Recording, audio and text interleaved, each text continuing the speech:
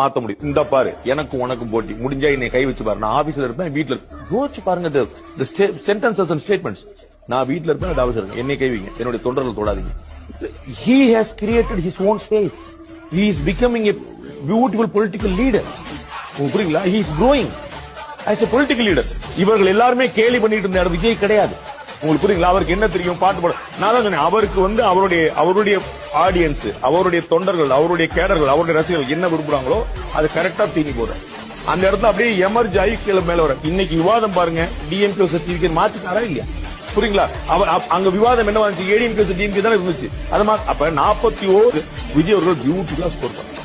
அவர் அழகான ஒரு ஸ்டேட்மெண்ட், ரொம்ப நீங்க சொன்னது போல ரொம்ப வெல் கிராஃப்டட் வேர்ட்ஸ், ரொம்ப தெளிவா.